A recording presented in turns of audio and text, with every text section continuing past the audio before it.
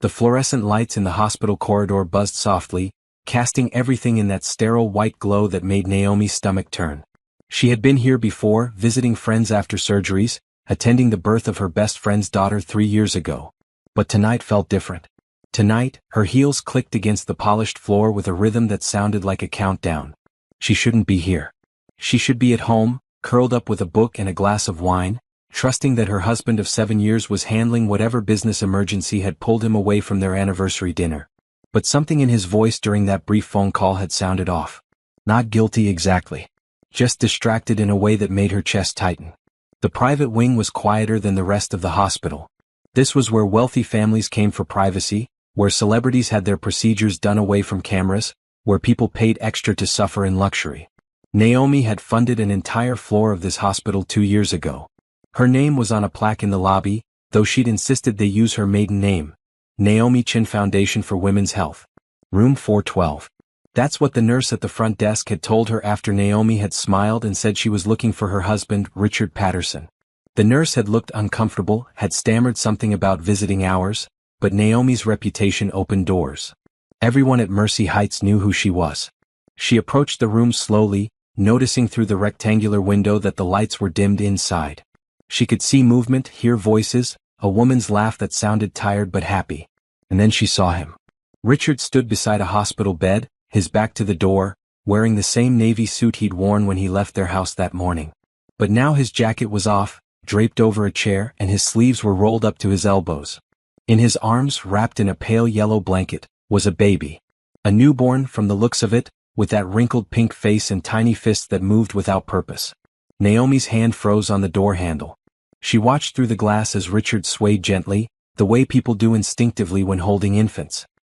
He was smiling down at the baby with an expression she had never seen on his face before. Pure joy. Complete contentment. The woman in the bed shifted, and Naomi got her first clear look at her face. Young, probably late 20s, with blonde hair spread across the pillow and an exhausted smile aimed up at Richard. She said something Naomi couldn't hear, and Richard laughed, that deep rumble Naomi had fallen in love with 8 years ago at a charity gala.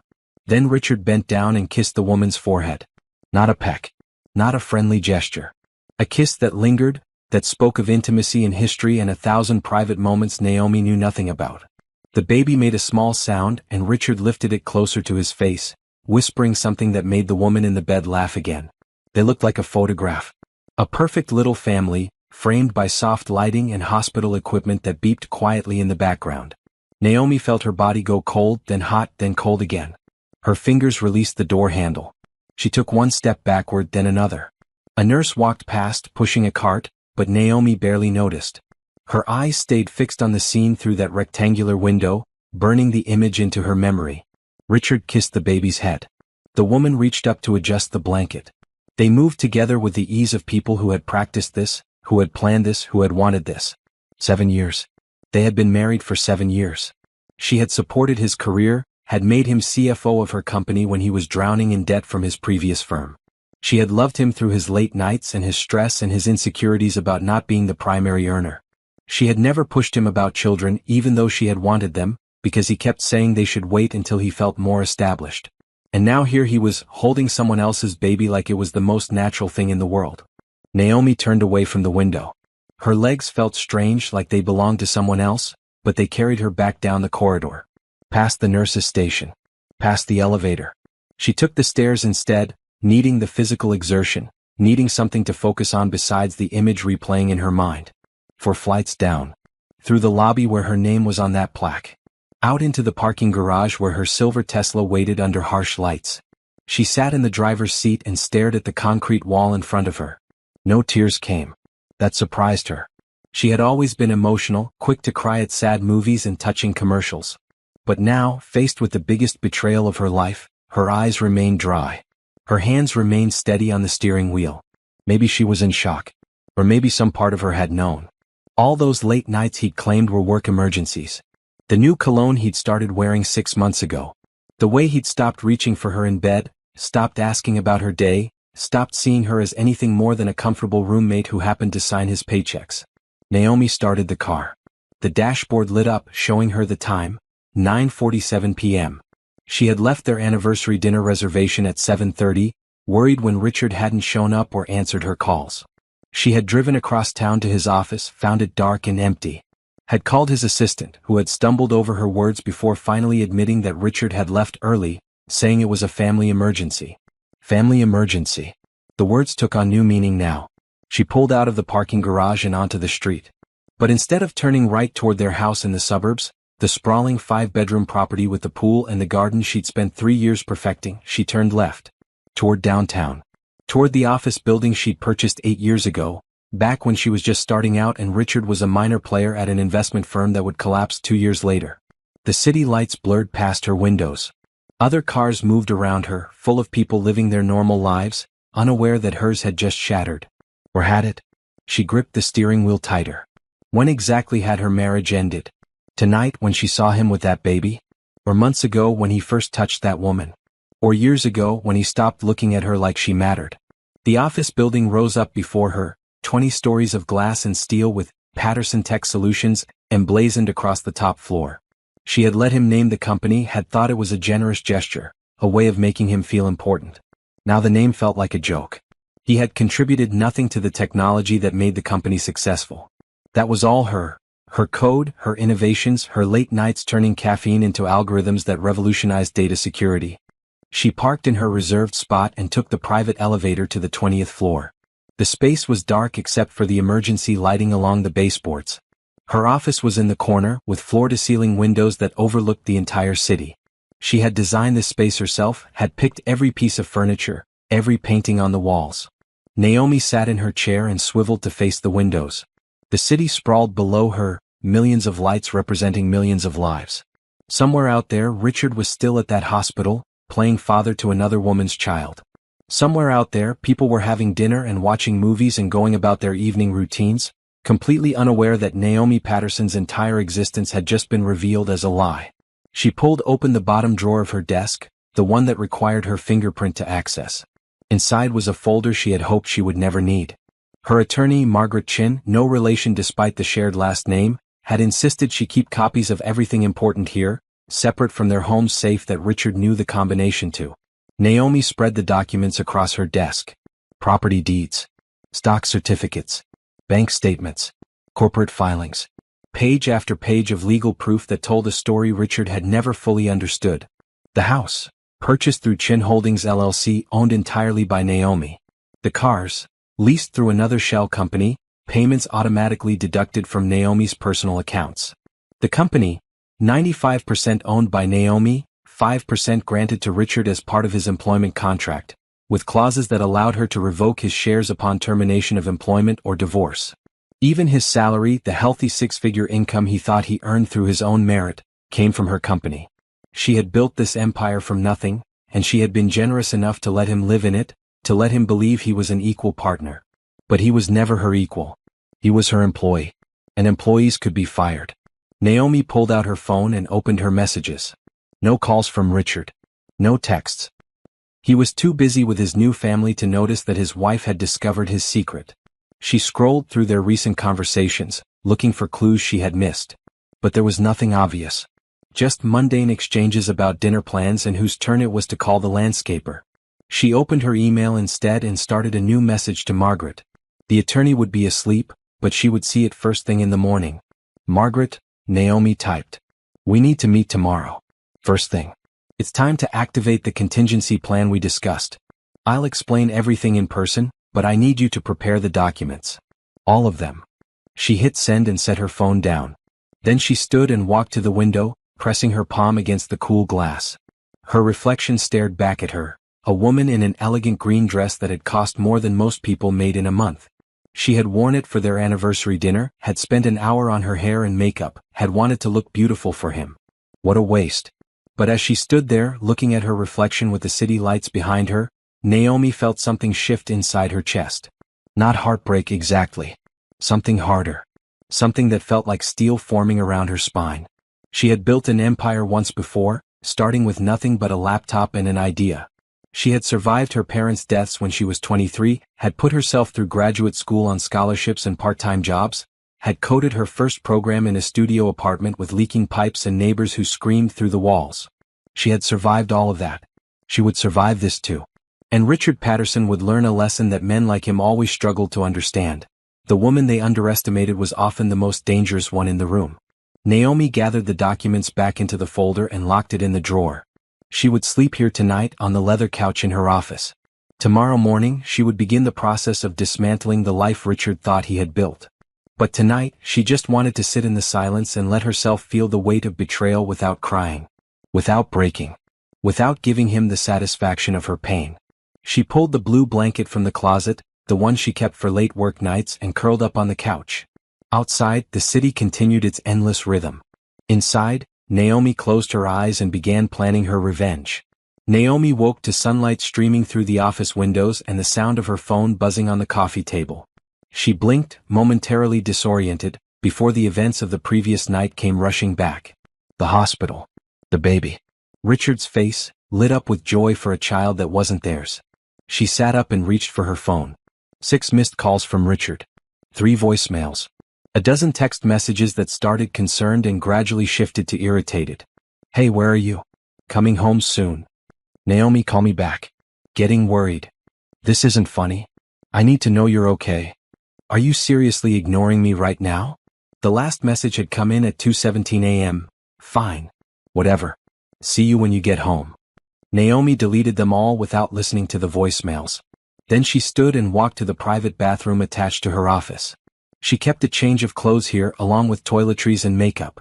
Being prepared had always been one of her strengths.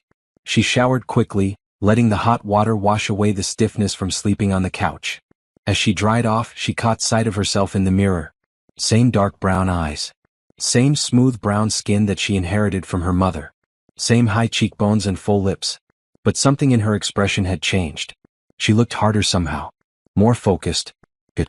She dressed in a maroon pantsuit and white blouse, pulled her hair back into a neat bun and applied minimal makeup. Professional. Controlled. The kind of woman who ran a multi-million-dollar company and didn't fall apart when her personal life exploded. By the time Margaret arrived at 8 o'clock, Naomi had already made coffee and pulled up financial records on her computer. Her attorney swept into the office like a force of nature, designer bag on one arm, tablet in the other hand, her silver hair cut in a sharp bob that matched her personality. Tell me everything, Margaret said, setting her bag down and accepting the coffee Naomi offered. So Naomi did. She described the hospital, the woman, the baby, Richard's expression of pure contentment. She kept her voice level, factual, as if reporting on a business transaction rather than the destruction of her marriage. Margaret listened without interrupting, her sharp eyes never leaving Naomi's face. When the story finished, she set down her coffee cup and nodded once. How long do you think it's been going on? I don't know. Months at least. Maybe longer. Naomi pulled up a calendar on her computer. He started traveling more about 8 months ago. Sales conferences, he said. Networking events. I never questioned it because the company was growing and it made sense that he would need to build relationships. Did he actually attend those conferences? I have no idea. I trusted him. The words tasted bitter. Margaret pulled out her tablet and started making notes. We'll need to establish a timeline. I'll hire a private investigator to document his movements, confirm the relationship, identify the woman. If there are financial transactions we can trace, that will strengthen your position. My position is already strong. Naomi turned her computer screen so Margaret could see it. Everything is documented. The prenuptial agreement he signed states clearly that all assets acquired before and during the marriage remain separate property unless explicitly transferred. I've never transferred anything. He owns 5% of this company, which I can revoke based on the morality clause in his employment contract. The house is mine. The cars are mine. Even the furniture is technically mine because I purchased it through my LLCs. Margaret scrolled through the documents, her expression shifting from interested to impressed. You've been thorough. You told me to be. Naomi pulled up another file. There's more. My grandmother's trust fund. The silence that followed felt heavy. Margaret looked up from the tablet, her eyebrows raised. Naomi had never told anyone about the trust fund, not even Richard. It had been her grandmother's final gift, delivered through an attorney 2 weeks after the funeral. $5 million invested conservatively, growing steadily. The conditions were specific. Naomi couldn't access it until she turned 30, and she couldn't tell anyone about it until she decided to use it. She had turned 33 years ago. The fund had grown to nearly $8 million. And she had never mentioned it to her husband. He doesn't know? Margaret asked.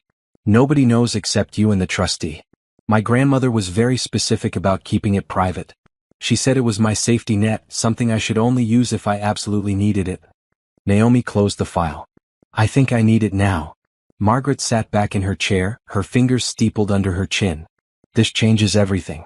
With this kind of capital, you don't need anything from him. You can walk away completely clean. That's the plan. Most women in your position try to take their husbands for everything they're worth in divorce court. He's not worth anything. That's the point. Naomi stood and walked to the window. Everything he has, everything he thinks makes him successful, comes from me. His job title. His salary. His reputation in the industry. I built all of it and I let him take credit because I thought that's what you did in a marriage. You supported each other. But he wasn't supporting you. No. He was using me. She turned back to face Margaret.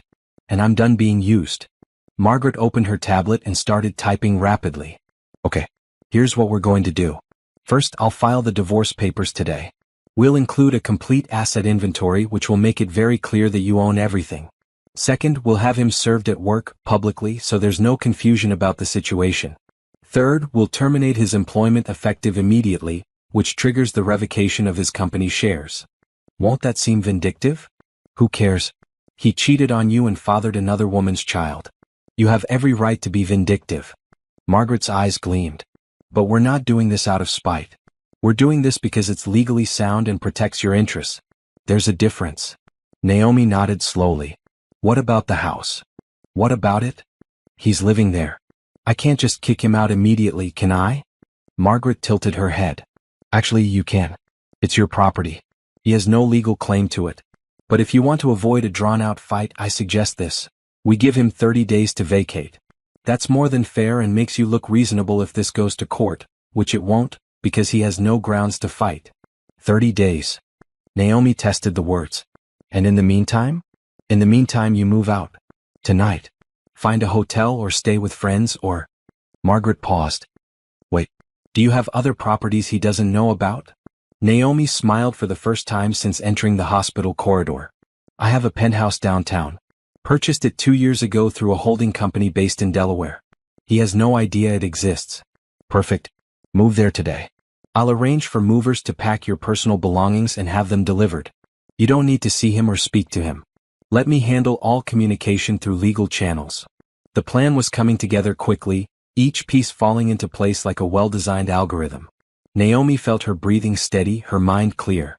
This was familiar territory, identifying a problem, breaking it into manageable pieces, executing the solution. There's one more thing, Margaret said carefully. The woman. Do you want to know who she is? Naomi considered this. Part of her wanted every detail. Who was she? How did they meet? What did Richard tell her about his marriage? But another part of her, the part that was already building walls around the wounded places, didn't care. No, she said finally. She's irrelevant. This is between Richard and me. Fair enough. Margaret stood and gathered her things. I'll get started on the paperwork immediately. Expect the divorce petition to be ready by this afternoon. We'll serve him tomorrow morning at the office. I assume you'll want to be there? No. I don't want to see his face. Naomi walked Margaret to the door. I'll work from home for the next few weeks. From my real home. Margaret squeezed her shoulder, a rare gesture of affection from the normally stoic attorney. You're handling this remarkably well. Am I? Naomi laughed, but it sounded hollow. I feel like I'm going through the motions. Following a script. That's normal. The shock will wear off eventually and then you'll feel everything at once. When that happens, call me. Or call a therapist. Or call a friend. But don't call him. Margaret's expression turned fierce. Promise me you won't call him. I promise. After Margaret left, Naomi returned to her desk and opened her laptop. She had work to do, not just in planning her divorce but in running her company. Patterson Tech Solutions had 3 major contracts up for renewal this month, and she needed to review the proposals before the board meeting on Friday. But first, she needed to look at something she had been avoiding. She logged into the company's HR portal and pulled up Richard's employment file. Start date, November 15th, 7 years ago. Position, Chief Financial Officer. Salary, $250,000 per year, plus bonuses tied to company performance. Benefits, full health insurance, company car, stock options. She scrolled through his performance reviews. All positive, of course. She had written most of them herself, praising his strategic thinking and leadership skills. Had any of it been true? Or had she been so desperate to believe in their partnership that she had inflated his contributions? Naomi clicked on the stock options section.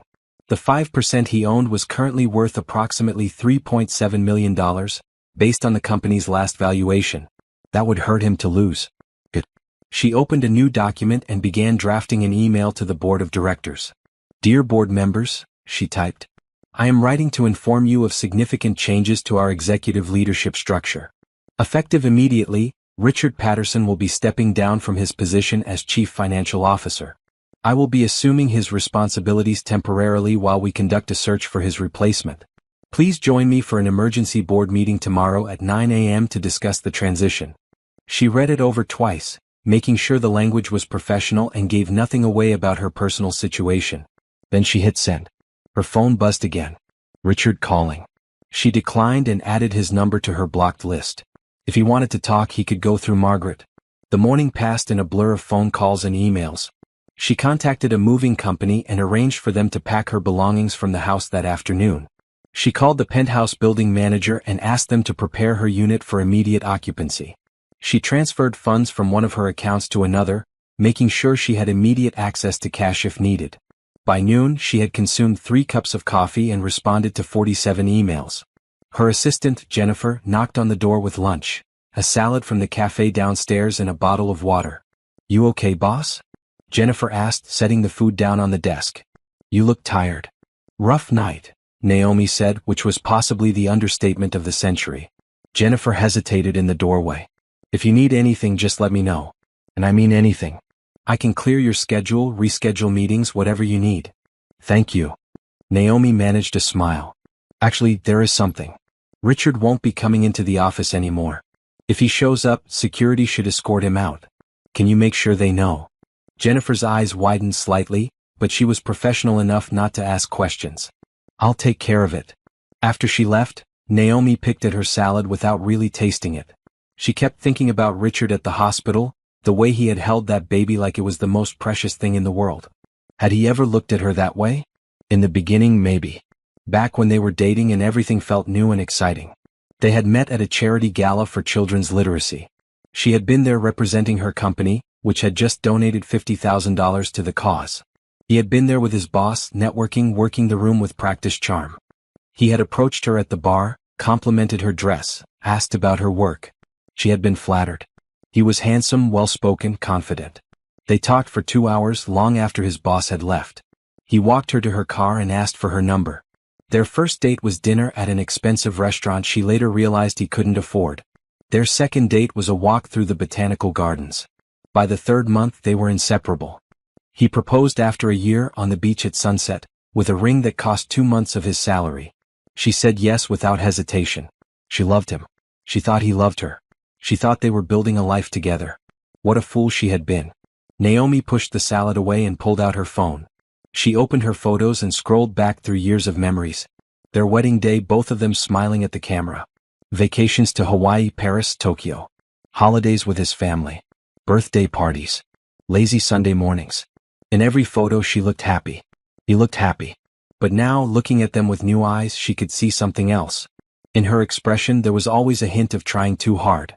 In his, there was a distance, like he was posing for the camera rather than living in the moment.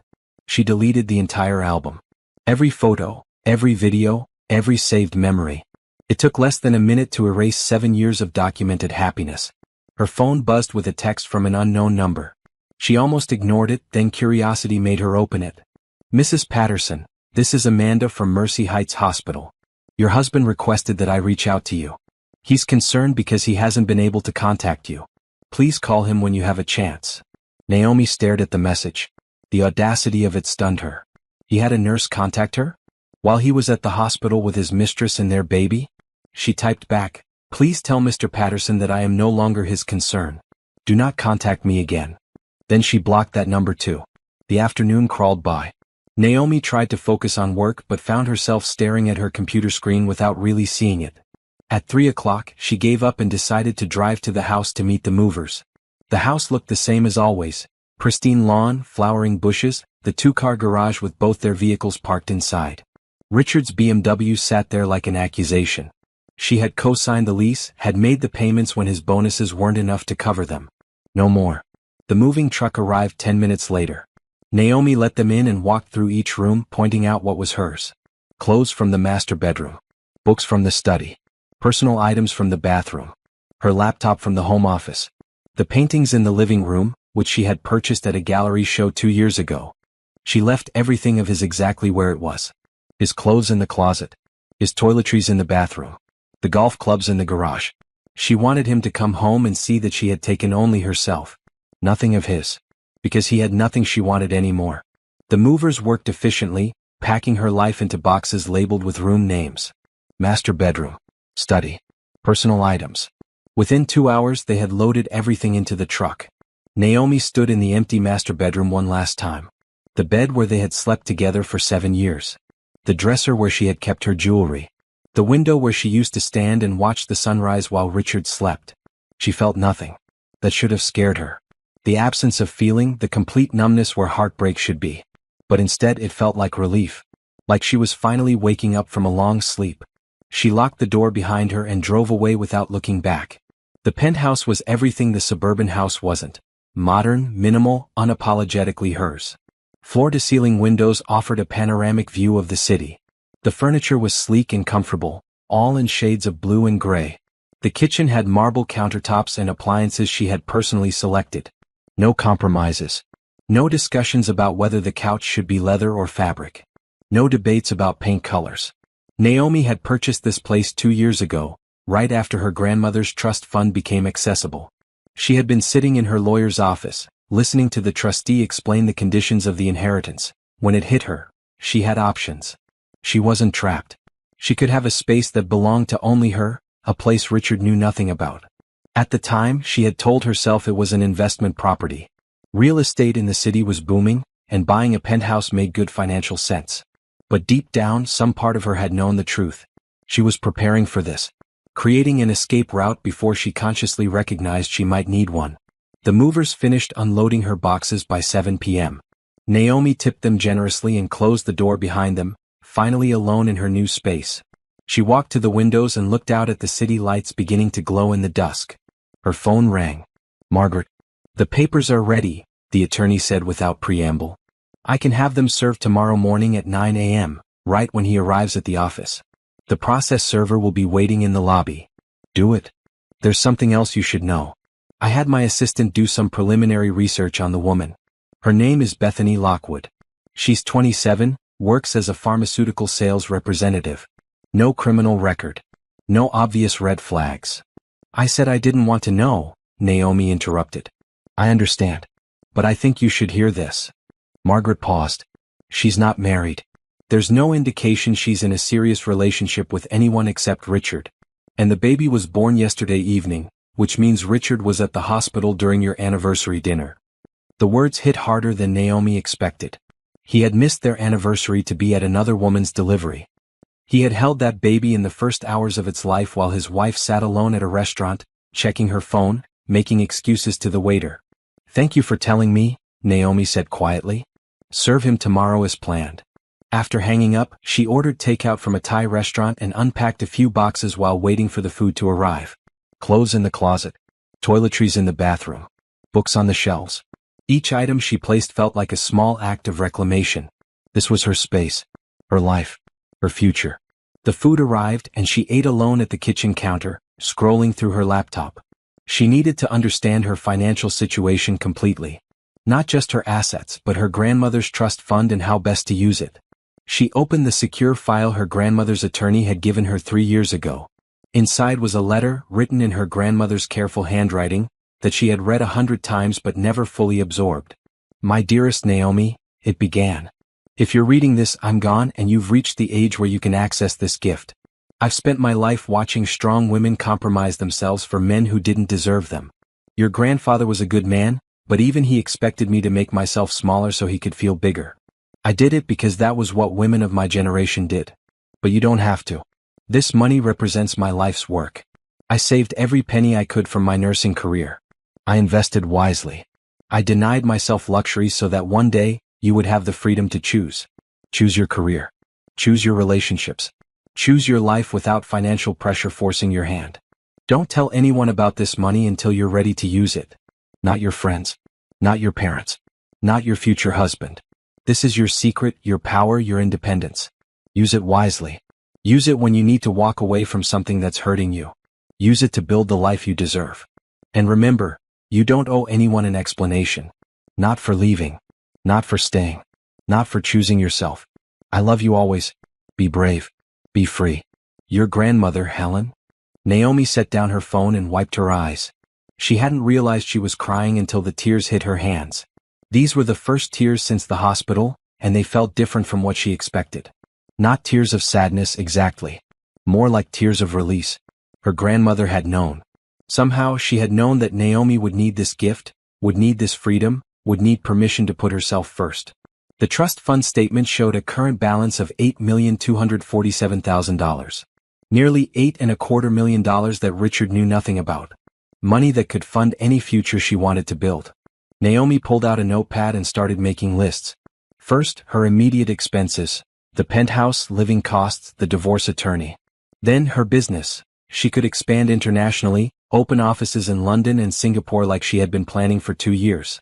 Then personal. She could travel, take art classes, invest in herself the way she had been investing in her company. She didn't need Richard's 5% of the company. She didn't need his salary contribution to household expenses. She didn't need anything from him at all. This realization felt revolutionary. The next morning, Naomi woke up at 6 a.m. in her new bedroom. The bed was smaller than the one she had shared with Richard, and the mattress was firmer, exactly how she liked it. She had always compromised on the softer mattress he preferred, had spent 7 years waking up with back pain because he claimed the firm ones hurt him. She made coffee in her kitchen and stood by the window, watching the sun rise over the city. Somewhere across town, Richard was probably just waking up, getting ready for work, completely unaware that his life was about to change. At 8:45 her phone rang. "Margaret, the process server is in position. Do you want me to stay on the line while it happens?" "No. Just call me when it's done." Naomi tried to work, but concentration was impossible. She kept checking the clock. 8:50, 8:55, 9 o'clock. At 9:07 Margaret called back. "It's done." He was served in the lobby, right in front of about 20 people. I'm told he looked shocked. What did he say? Nothing at first. Then he asked if this was a joke. The process server told him it was very real and that he needed to contact his attorney. "Richard tried to call you, but obviously you've blocked him." "Good. Naomi, there's something else." He tried to go up to his office, but security stopped him.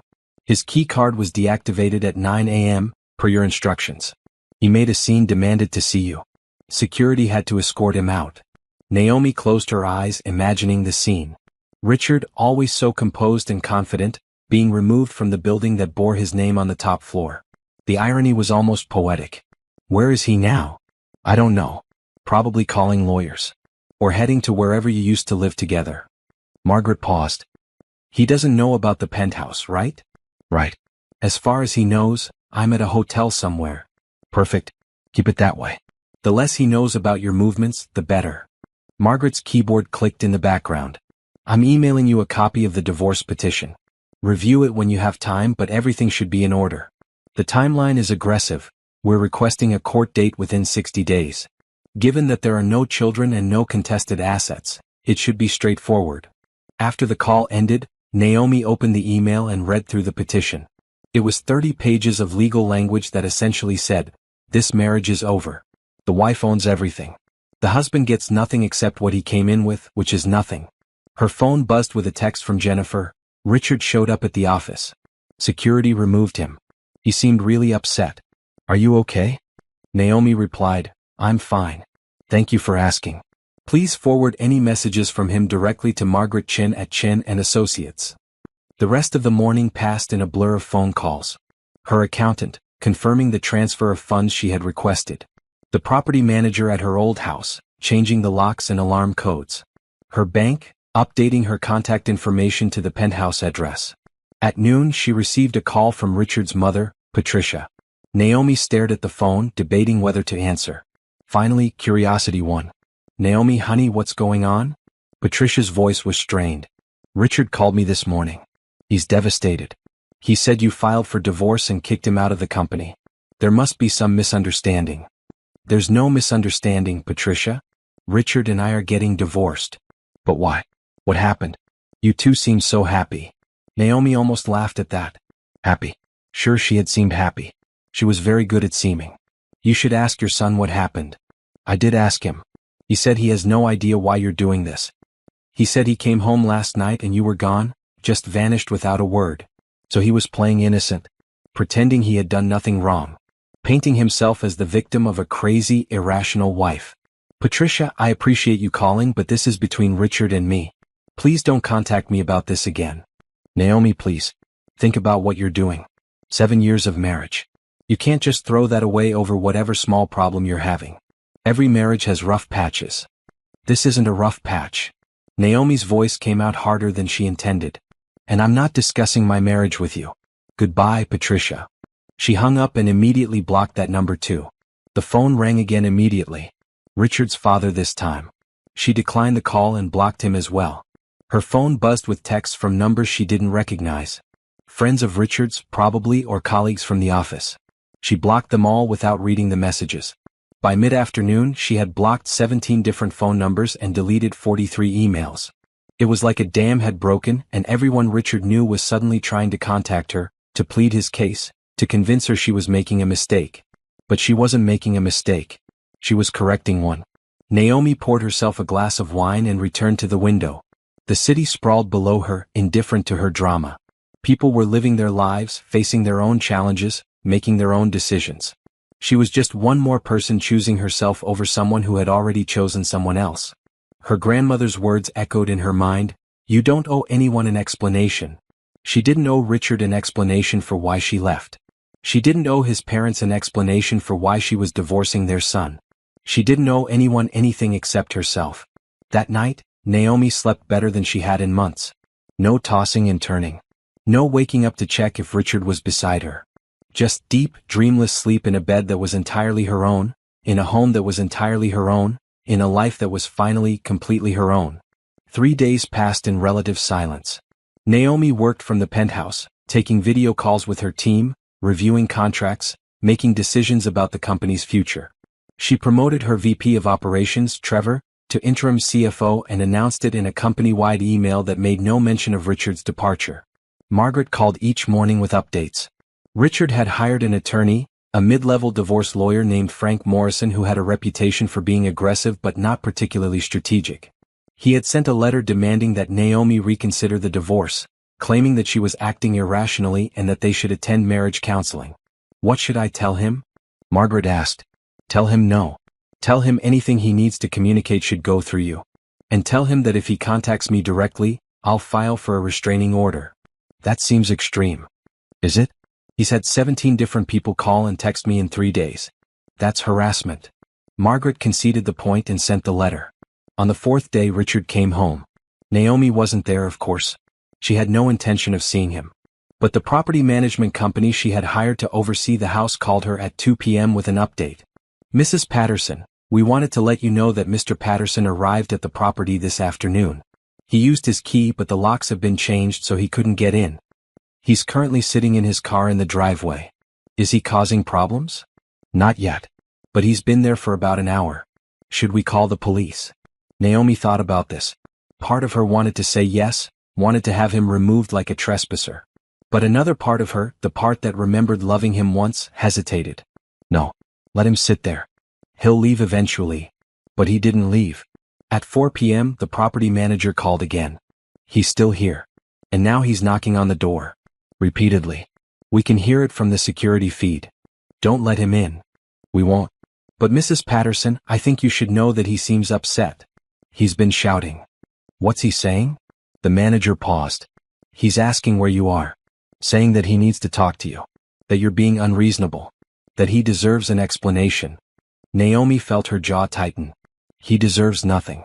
If he doesn't leave in the next hour, call the police and have him removed for trespassing. At 5:15 the property manager reported that Richard had finally left. But he had left something behind, a letter taped to the front door. Do you want us to destroy it? No. Photograph it and email it to me. Then destroy the original. The email arrived 10 minutes later. The letter was handwritten on lined paper, Richard's familiar scrawl covering both sides of the page. Naomi, it began. I don't understand what's happening. You disappeared without a word. You filed for divorce without giving me any chance to fix whatever I did wrong. You took away my job, my home, everything we built together. Whatever I did, I'm sorry. Can we please just talk? I can't fix this if you won't even tell me what's broken. I love you. I've always loved you. Please don't throw away 7 years of marriage without at least giving me a chance to make things right. I'm staying at a hotel downtown. The Riverside Inn, room 342. Please call me. Or come see me. Or send me a message through that lawyer of yours. Anything. Just don't shut me out like this. I know you're angry, but we can work through this. We always have before. Love, Richard. Naomi read the letter 3 times, looking for any hint of awareness, any acknowledgement of what he had done. But there was nothing. Just confusion and self-pity and the assumption that whatever was wrong, it was somehow fixable with a conversation and an apology. He genuinely didn't think she knew about Bethany and the baby. This revelation stunned her. He had been so careful, so secretive, that he actually believed he had gotten away with it. He thought she was divorcing him for some other reason. Maybe because he worked too much. Maybe because they had grown apart. Maybe because she was having some kind of breakdown. He didn't know that she had stood in that hospital corridor and watched him cradle another woman's newborn. He didn't know that she had seen his face, lit up with joy she had never witnessed in their entire marriage. Part of her wanted to tell him. Wanted to call him right now and describe exactly what she saw, just to watch his world crumble the way hers had. But another part of her, the stronger part, recognized that silence was more powerful than any accusation. Let him wonder. Let him agonize. Let him replay every moment of their marriage, searching for what went wrong, never quite landing on the truth. She deleted the email and called Margaret. I need you to send a letter to his attorney. Make it clear that I will not be communicating with Richard directly now or ever. Any attempts to contact me will result in a restraining order. Any attempts to access the house or any other property I own will be prosecuted as trespassing. Done. Anything else? Yes. I want you to draft a letter to Bethany Lockwood. Margaret went quiet. Are you sure about that? I'm not going to threaten her or anything. I just want her to know that Richard isn't who she thinks he is. That he's not wealthy. That he's not successful. That everything he has, he got from me and now he has nothing. Naomi, that could be seen as harassment. Then word it carefully. But I want her to know the truth. She deserves to make an informed decision about whether to keep him in her life. Margaret sighed. I'll draft something and send it to you for approval. But I strongly advise against this. Noted. That evening, Margaret emailed her a draft letter. It was perfect, factual, unemotional, and devastating. Dear Ms. Lockwood, my name is Margaret Chin, attorney for Naomi Patterson. I am writing to inform you of certain facts that may be relevant to you given your relationship with Richard Patterson. Mr. Patterson is currently married to my client, though divorce proceedings are underway. During their marriage, Mr. Patterson has represented himself as a successful businessman and co-owner of Patterson Tech Solutions. This representation is false. The company is owned 95% by my client, Naomi Patterson, who founded it before meeting Mr. Patterson. He was employed as CFO, a position he has recently lost due to termination. His ownership stake was 5%, which has been revoked per the terms of his employment contract. Additionally, the house Mr. Patterson resided in, the vehicle he drove, and most assets he had access to were owned by my client through various corporate entities. Mr. Patterson has no significant personal assets and is currently facing significant financial difficulty as a result of the divorce and his termination. I'm not writing to judge or criticize your choices. I simply believe you have a right to accurate information about Mr. Patterson's circumstances as you make decisions about your future. If you have any questions about the contents of this letter, please feel free to contact my office. Sincerely, Margaret Chin, attorney at law. Naomi read it twice and replied, "Send it." The following day brought a development she hadn't anticipated. Her assistant Jennifer called, sounding nervous. "Naomi, there's someone here to see you. A woman. She says her name is Bethany Lockwood and that it's urgent." Naomi's heart rate spiked. "Where is she?" "In the lobby. Security won't let her up without your permission. Keep her there." "I'm coming down." Naomi grabbed her phone and headed for the elevator, her mind racing. Why would Bethany come here? How did she even know where to find her? The lobby was quiet when she arrived. A woman sat on one of the leather couches near the window, holding a diaper bag and looking exhausted. She was younger than Naomi expected, with blonde hair pulled into a messy ponytail and dark circles under her eyes. She wore jeans and an oversized sweater, and she looked like she hadn't slept in days. When she saw Naomi, she stood up quickly. "Mrs. Patterson?" "Ms. Lockwood." Naomi kept her voice neutral. "What are you doing here?" "I got a letter from your lawyer. I needed to talk to you." Bethany glanced around the lobby, where several people were now watching them with interest. "Can we go somewhere more private?"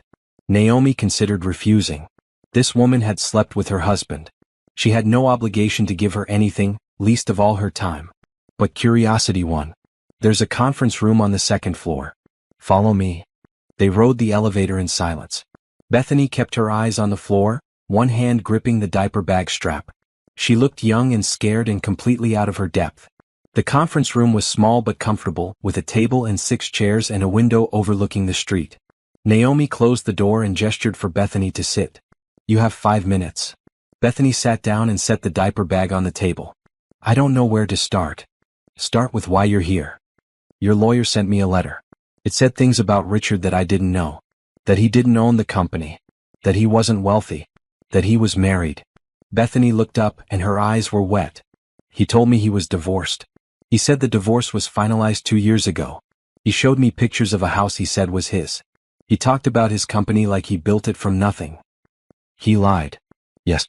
He lied about everything." Bethany wiped her eyes. "I would never have dated a married man. Never. I'm not that kind of person. When I got pregnant, he said we would work it out. He said he wanted to be a father. He said he loved me. And now I know he's a liar. Now I know the house wasn't his. The company wasn't his. Even the car he drove to my appointments wasn't his." Bethany laughed bitterly. "I feel like an idiot." Naomi studied her. The exhaustion. The disillusionment. The anger beneath the tears. She recognized all of it because she had felt it herself 4 days ago. "Why are you telling me this?" "Because I wanted you to know that I didn't know. I wouldn't have done this if I had known he was still married. And I wanted to say I'm sorry. I know that doesn't fix anything, but I'm sorry." Naomi felt something shift in her chest.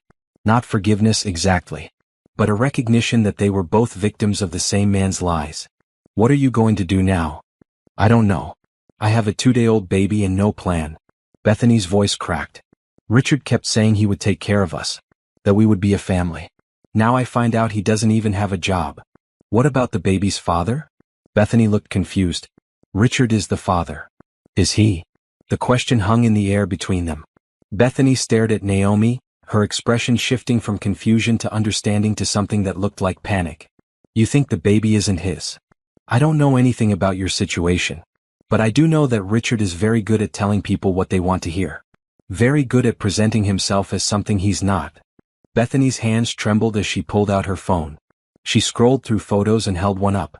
A baby, tiny and wrinkled, wrapped in a yellow blanket. The same baby Naomi had seen Richard holding in the hospital. "This is Miles. He was born 3 days ago. Richard was there. He held him. He said he was happy to be a father." Naomi looked at the photo and felt nothing. Just the same numbness that had carried her through the last 4 days. "Ms. Lockwood, I can't tell you what to do. But I can tell you this, Richard Patterson is not who you think he is. He's not wealthy. He's not successful. He's not even employed. Everything he had, he got from me, and I've taken it all back.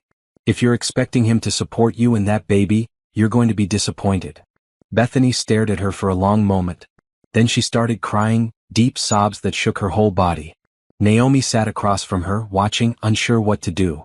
This wasn't her problem. This woman wasn't her responsibility.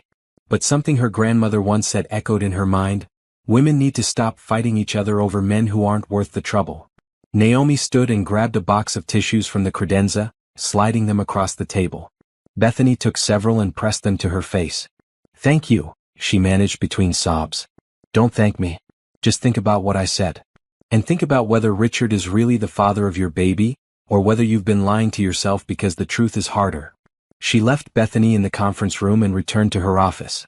Her hands were shaking. The encounter had unsettled her in ways she didn't fully understand. Seeing the other woman. Hearing her story. Recognizing that Richard had manipulated both of them with the same lies. Her phone buzzed. "Margaret, I just got a very angry call from Richard's attorney. Apparently, Richard found out about the letter we sent to Bethany Lockwood. He's threatening to sue for emotional distress. Let him try. We told the truth. Truth is an absolute defense. He's also claiming you're turning people against him. That you're trying to ruin his life. Naomi laughed, sharp and bitter. I'm not trying to ruin his life. I'm just no longer propping it up. There's a difference. Fair point. But be prepared. I think he's going to escalate. Men like him don't take rejection well, especially when their lies are exposed. Let him escalate. I'm not afraid of Richard Patterson. But later that night, alone in her penthouse with the city lights spread out below her, Naomi wondered if that was entirely true. She wasn't afraid of Richard physically. But she was afraid of something else. Afraid that 7 years of marriage had left scars she couldn't see yet. Afraid that she would never be able to trust anyone again. Afraid that she had wasted the best years of her life on someone who never truly saw her. She poured herself a glass of wine and stood at the window, watching the world move below her. Tomorrow she would be strong again. Tomorrow she would continue dismantling the life Richard thought he had built. But tonight, just for tonight, she let herself feel the weight of it all. The moving day had been carefully planned down to the minute. Naomi had hired the same moving company that had taken her things to the penthouse, but this time she gave them a different list. Everything in the suburban house that was truly hers. Furniture she had purchased before the marriage, artwork she had collected, kitchen equipment she had bought. She left Richard's clothes, his golf clubs, his office supplies. She even left the bed, though she had paid for it, because she didn't want anything that reminded her of sharing a life with him. The movers worked quickly. By noon they had loaded everything into 2 trucks. Naomi walked through the empty rooms one final time, her footsteps echoing on the hardwood floors. The living room where they had hosted dinner parties. The kitchen where she had tried to teach him how to cook Thai curry. The home office where she had worked late into the night while he slept upstairs. 7 years of memories and she felt nothing looking at them now. It was like watching a movie about someone else's life. She locked the door behind her and dropped the keys in an envelope addressed to Richard. Inside she included a note. Your 30 days are up. The house has been sold to an investor. You have until the end of the week to remove your belongings. After that, anything left will be donated. She wasn't actually selling the house. It was too valuable an asset to let go. But Richard didn't need to know that. Let him panic. Let him scramble to find a place to live. Let him experience what it felt like to have the ground drop out from under him. The penthouse felt more like home every day.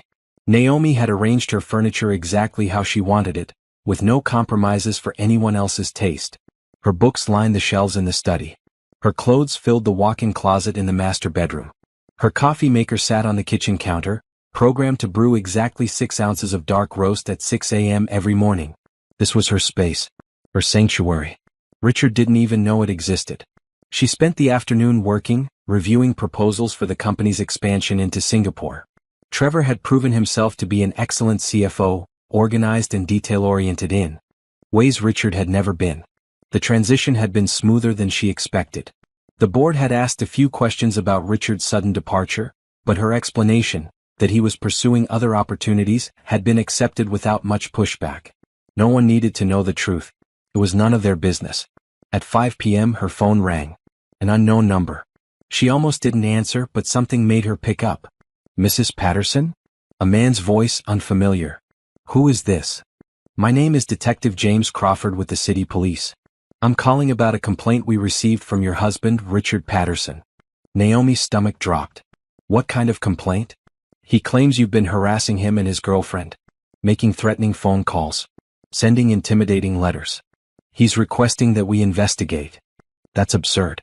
I haven't called him once since filing for divorce.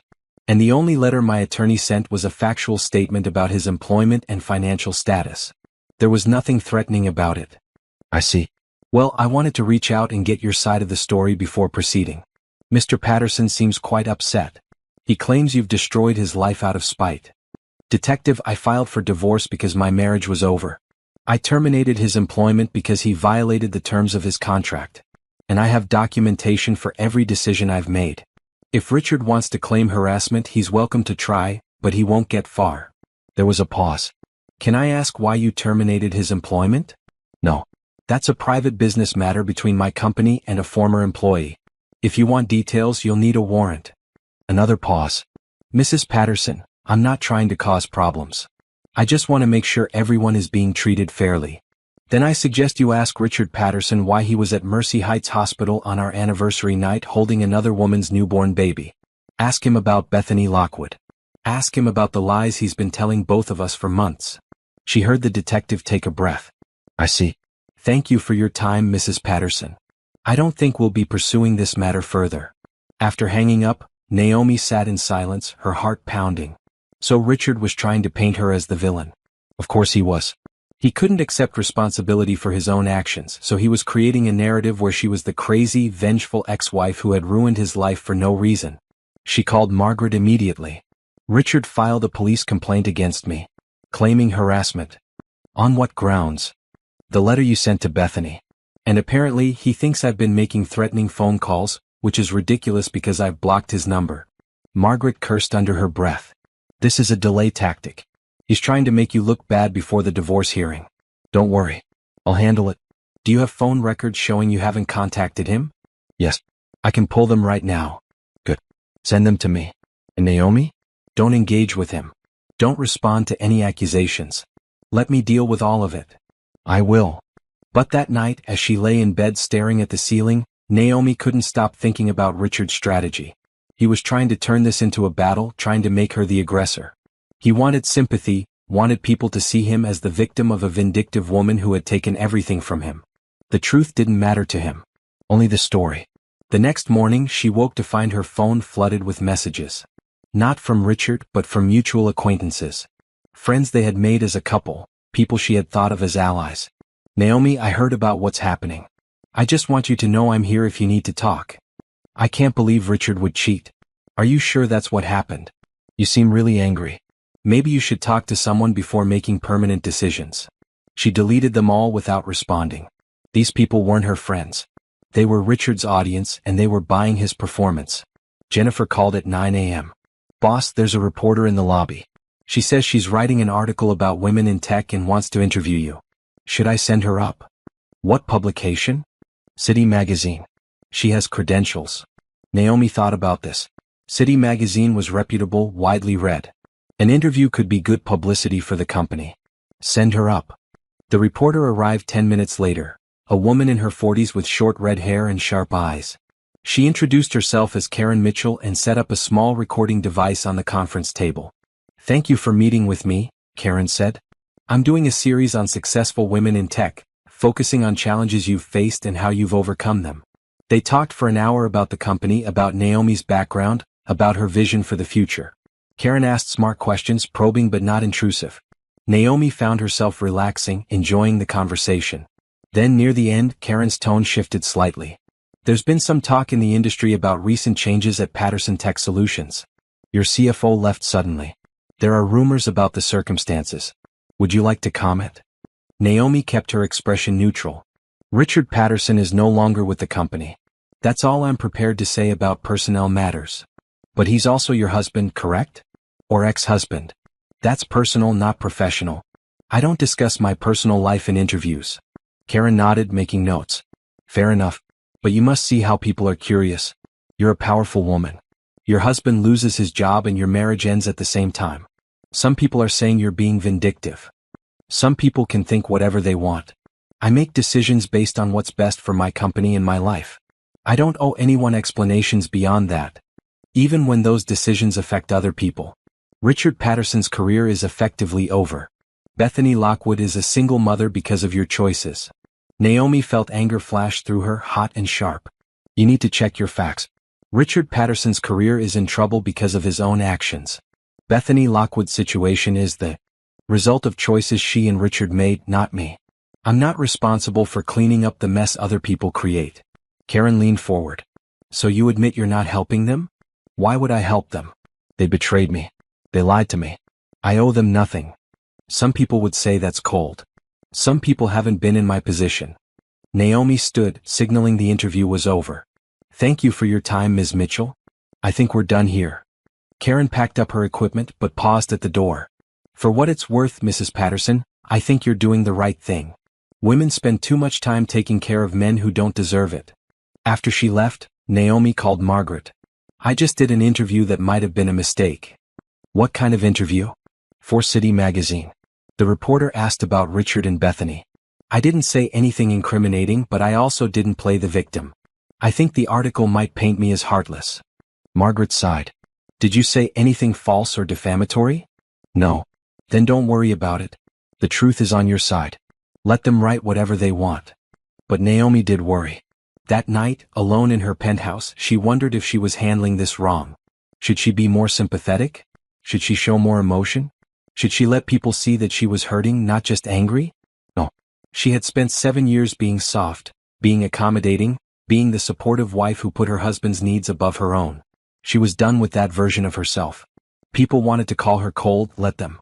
Cold was better than broken. The article came out 3 days later. The headline read, Naomi Patterson, the ice queen of tech or a woman taking back her power? The piece was surprisingly balanced. It detailed her accomplishments, her company's success, her reputation as a brilliant innovator. It also mentioned the divorce and Richard's termination, but framed it in terms of a woman finally standing up for herself after years of being undervalued. The comments section was mixed. Some people praised her strength. Others called her heartless for abandoning a newborn baby. Still others accused her of weaponizing her wealth against a man who had made one mistake. Naomi read through them all, then closed the browser. She didn't need validation from strangers. She knew what she was doing and why. That evening she received an email from an unexpected source, Bethany Lockwood. Mrs. Patterson. I wanted to reach out after our conversation last week. I've been thinking about what you said and I did some investigating. You were right. Miles isn't Richard's baby. His father is my ex-boyfriend, Travis.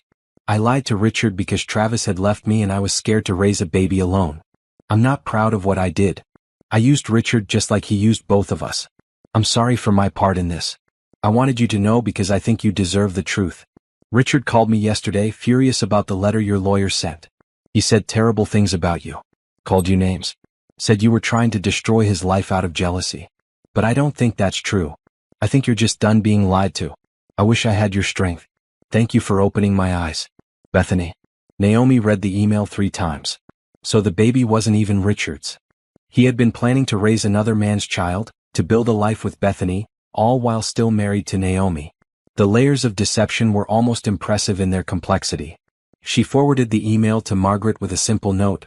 This might be useful in the divorce proceedings. Margaret called immediately. This is huge. If Richard was planning to support another woman's child with marital assets, that strengthens your case significantly. Though honestly, with your prenup, you don't need any additional ammunition. But it doesn't hurt. I don't want to use Bethany against him. She's a victim too. You're more generous than I would be. But I respect that. I'll keep the email on file in case Richard tries to claim he's the victim here. After hanging up, Naomi poured herself a glass of wine and stood at her usual spot by the window. The city twinkled below her, full of life and possibility. Somewhere out there, Richard was probably sitting in his hotel room, calling his lawyer, plotting his next move. Let him plot. She had already won. The process server caught Richard at his hotel. Naomi wasn't there to see it, but Margaret described it in detail during their morning call. He was having breakfast in the hotel restaurant. The server walked right up to his table and handed him the papers. Everyone in the restaurant stopped eating to watch. How did he react? According to our server, he went pale, then red, then pale again. He tried to argue that there must be some mistake. The server explained very clearly that there was no mistake. These were official divorce papers and Richard had been served. Naomi imagined the scene. Richard, sitting alone at a table, probably ordering the full breakfast even though he couldn't afford it, trying to maintain the illusion of success. And then having that illusion shattered in front of strangers. What happened next?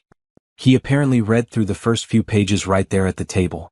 Then he made several phone calls. Loud phone calls. The server said other guests were complaining about the noise. Did he call me? He tried. Multiple times. But obviously you have him blocked. Then he called his attorney, who I imagine had to explain to him exactly how bad his situation is. The papers laid it all out in precise legal language. The house, Naomi's property. The cars, Naomi's property. The company, Naomi's property with Richard's 5% stake revoked due to termination for cause. The bank accounts, separate property, no commingling of funds, no marital assets to divide. Richard had walked into the marriage with nothing but debt. He was leaving the marriage with nothing but debt. The prenuptial agreement he had signed 7 years ago was ironclad. Margaret had insisted on it, and Naomi had agreed, though at the time it had felt unromantic, like planning for failure before they even began. Richard had signed it without really reading it, had waved it off as unnecessary, had said he didn't care about her money because he would make his own. He never made his own. He just spent hers. There's something else, Margaret said carefully. Richard's attorney called me this morning. He wants to negotiate. Negotiate what? There's nothing to negotiate. He's claiming that Richard made significant contributions to the company's success and deserves more than 5%. He's suggesting a 50-50 split would be more equitable. Naomi actually laughed. Based on what? Richard's job was financial management, and he was barely competent at that. Every major decision, every product innovation, every strategic move came from me or my actual team. He signed paperwork and attended meetings. That's not worth 50% of my company. I agree. But his attorney is going to argue that as your husband, Richard provided emotional support and partnership that contributed to your success. Emotional support? He cheated on me and fathered another woman's child. Or thought he did. Where's the emotional support in that? Agreed. I'm just telling you what to expect. They're going to try to paint Richard as an equal partner in your success who is now being unfairly punished. Let them try. I have 7 years of documentation showing exactly what Richard contributed, which is nothing. I have emails, meeting notes, financial records. I can prove that every significant achievement of this company came from me. Good. Because his attorney also mentioned that Richard is considering filing a lawsuit for wrongful termination. Naomi felt her jaw tighten. On what grounds? He claims you fired him without cause, purely because of personal animus related to the divorce. That's not true. I fired him because he violated the morality clause in his employment contract. Infidelity is explicitly listed as grounds for immediate termination. Can you prove the infidelity? Naomi thought about the hospital corridor, about watching Richard cradle that baby. But she had no photos, no concrete evidence beyond what she had seen. I can prove he was at Mercy Heights Hospital on a night he claimed to be working. I can prove he missed our anniversary dinner. I can probably subpoena hospital records showing he was present for the birth of Bethany Lockwood's child, which he claimed as his own. That should be sufficient. But Naomi, be prepared. This is going to get ugly. Richard is desperate, and desperate men do stupid things. Margaret was right. Over the next week, Richard's attorney filed motion after motion. A motion to postpone the divorce proceedings. A motion to freeze Naomi's assets. A motion to compel her to provide financial support during the separation. A motion to force her to allow Richard access to company facilities. Margaret shot them all down with surgical precision, filing responses that were both legally sound and subtly scathing. Each motion was denied. Each argument was dismissed. Then came the demand for alimony. He's claiming he's entitled to spousal support because he became accustomed to a certain lifestyle during your marriage, Margaret explained. His attorney is requesting $15,000 per month until he can get back on his feet. Absolutely not. I agree. The prenup specifically waives alimony. But his attorney is arguing that the prenup is invalid because Richard signed it under duress. Duress? We were engaged. You wanted to marry me. How is that duress? He's claiming you threatened to call off the wedding if he didn't sign. That you made him feel he had no choice. Naomi remembered that day clearly. They had been at Margaret's office reviewing the prenup. Richard had been irritated by the whole process, had kept checking his phone, had barely paid attention to the terms. When Margaret finished explaining everything, he had grabbed the pen and signed quickly, saying, "Can we go now? We have dinner reservations." There had been no threats. No pressure. Just Richard being Richard, impatient and unwilling to take things seriously. "Do you have documentation from the prenup signing?" Naomi asked. "Of course. Margaret Chin doesn't do anything without documentation. We have video of the entire signing ceremony, with Richard confirming multiple times that he understood the terms and was signing voluntarily. Then this should be easy to dismiss." It should be. But it's still annoying. And expensive. He's racking up legal fees that he can't pay, which means his attorney is probably working on contingency, expecting a big payout from your assets. They're not getting a payout. I know. But they're going to try. The legal battles continued for 3 more weeks. Motion after motion, argument after argument, all of them frivolous, all of them designed to harass and delay.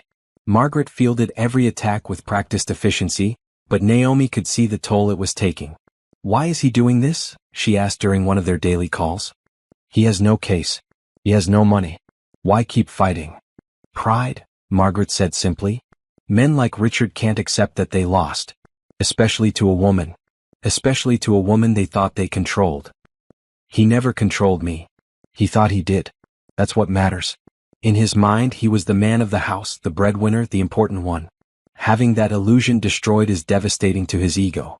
So he's lashing out, trying to hurt you the way you hurt him. But Naomi hadn't tried to hurt him.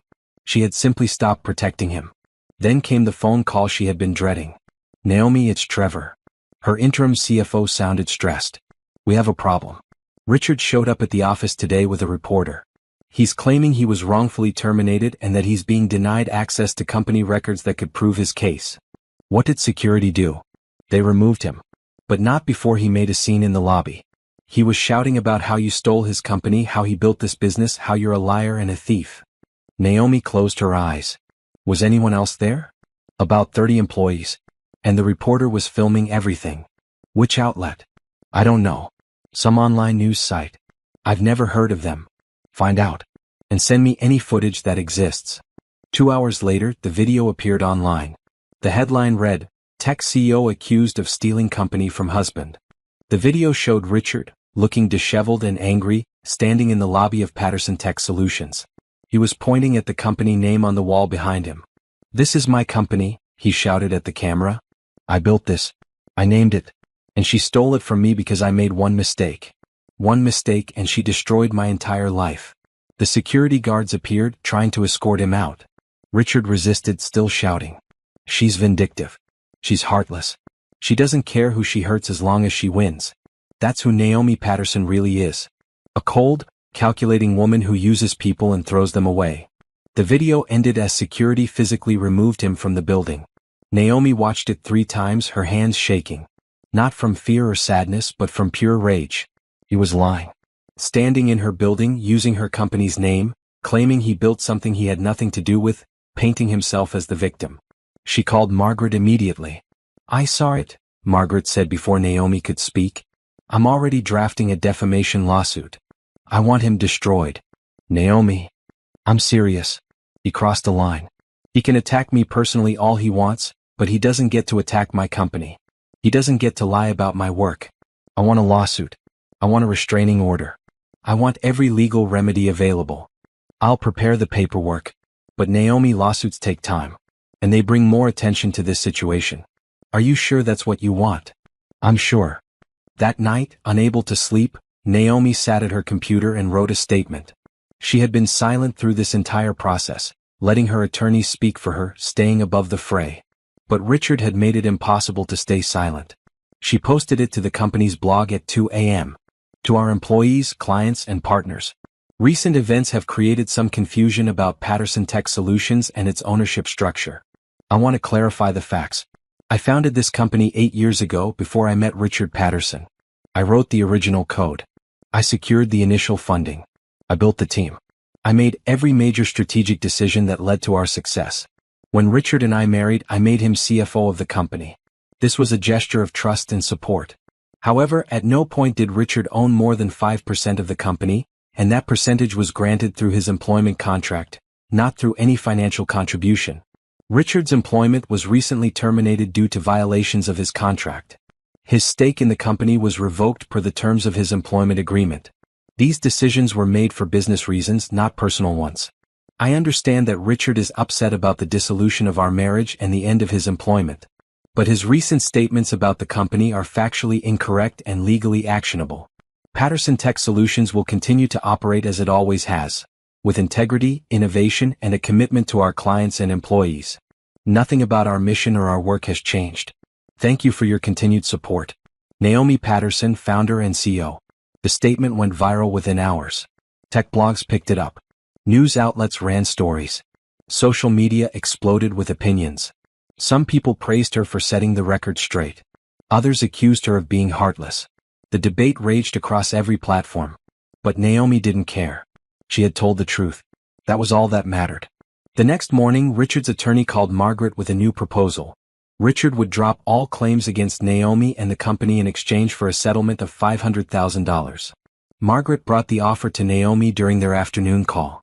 It's a nuisance settlement, Margaret explained.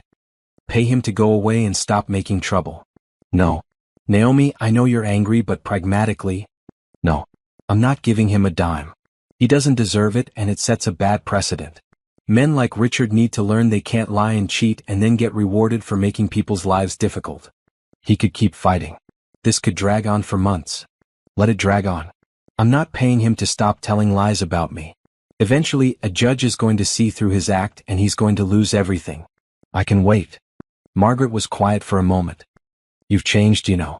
When we first started working together, you wanted everything resolved quietly, peacefully. Now you're ready for a fight.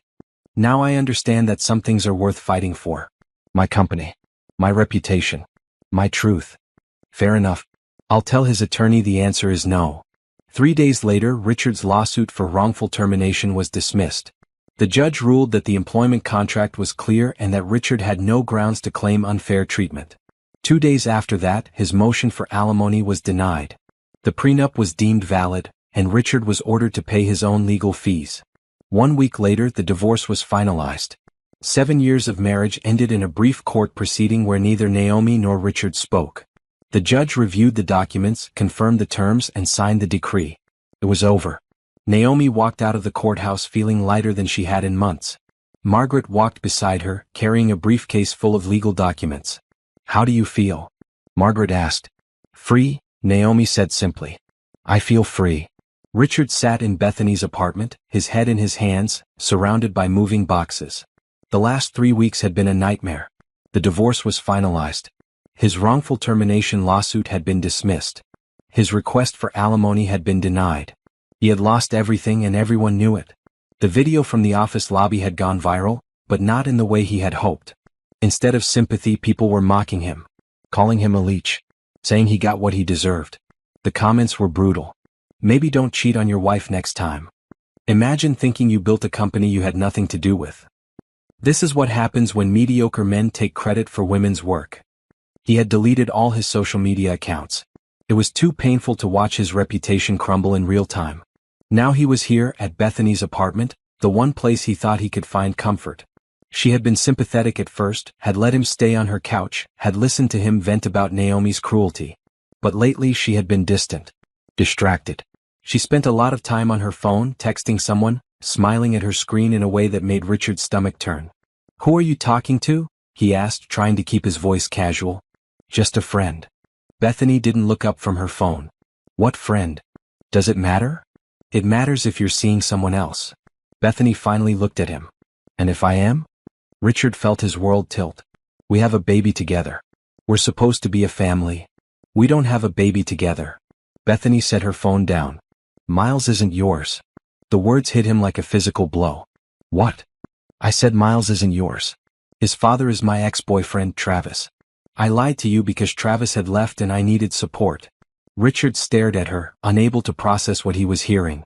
You told me I was the father. You let me be there for the birth. You let me hold him. I know, and I'm sorry. But I was scared and alone, and you seemed like you wanted to help. Seemed like I wanted to help? I thought I was being a father. Bethany stood and started moving boxes toward the door. Richard, I need you to leave. Travis and I are working things out. He's moving in tomorrow and we're going to try to be a real family. But what about me? What about us? There is no us. There never really was. You were married the whole time we were together. You lied to me about being divorced. You lied about owning that company. You lied about everything. Naomi told you to say this.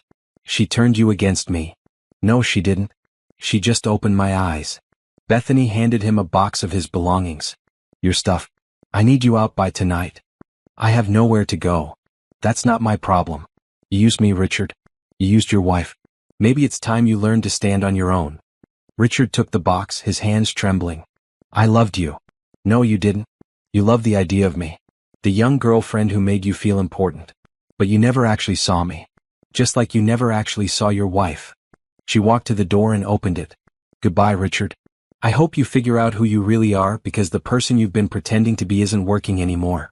Richard carried his box down 3 flights of stairs to his car, the same BMW that had been repossessed 2 weeks ago because he couldn't make the payments. He had taken an Uber to Bethany's apartment. He stood on the sidewalk holding a box of his belongings with no car, no home, no job, no family. His phone buzzed. A text from his mother. "Richard, your father and I want you to know we're disappointed in your behavior. We raised you better than this. Until you take responsibility for your actions and apologize to Naomi, we don't want to hear from you." He deleted the message and sat down on the curb, still holding his box. The baby hadn't even been his. All of this, the affair, the lies, the destruction of his marriage, had been for a child that wasn't his and a woman who had been using him the same way he had been using everyone else. His phone buzzed again. His lawyer. "Richard, I need to inform you that I can no longer represent you. Your unpaid legal fees have exceeded $40,000, and you haven't made a payment in 6 weeks. I'll be filing a motion to withdraw from your case. I suggest you find new representation." Richard didn't respond. What case? The divorce was finalized. The lawsuits were dismissed. There was nothing left to fight for. He scrolled through his contacts looking for someone he could call. Someone who would let him crash on their couch while he figured things out. But as he looked at the names, he realized he didn't have any real friends. Just business contacts. People who had tolerated him because of his association with Naomi and her company. No one was going to help him now. His phone rang. A known number. He answered it desperately. "Mr. Patterson? This is Melissa from Oak Street Realty. We have a studio apartment available for $800 per month. You inquired about it last week." "I'll take it." "Great. We'll need first month, last month, and security deposit. That's $2,400 total. When can you come by to sign the lease?" Richard checked his bank account. $1,200. Barely enough for half of what they were asking. "I'll have to call you back." He hung up and stared at his phone. No job. No money. No family. No girlfriend. No friends. He had nothing. Naomi had taken everything from him. Or had she just stopped giving him things that weren't his to begin with? He thought about the house, the one with the pool and the garden. He had believed it was his. He had given people tours, had talked about picking out the appliances, had acted like he had built that life. But he hadn't built anything. He had just been allowed to live in someone else's creation. The company was the same. He had attended meetings, had signed paperwork, had collected a salary. But the real work, the innovation, the vision, that had all been Naomi. He had been decoration. A title with no substance. Even his relationship with Bethany had been a lie. She hadn't loved him. She had needed him or thought she did, and he had been convenient. Richard stood up, still holding his box, and started walking. He didn't know where he was going. Just away from Bethany's apartment, away from the life he thought he had. It was dark when he finally stopped at a small park and sat on a bench. The box sat beside him. Inside were clothes, a few books, a framed photo of him standing next to a car he had never actually owned. His whole life had been a performance. And now the audience had left. His phone buzzed one more time. A news alert. Naomi Patterson's tech company signs major deal with international firm. Stock price soars. He clicked on the article. There was a photo of Naomi, standing in a conference room, shaking hands with executives from a German company. She looked confident, professional, successful. She looked free.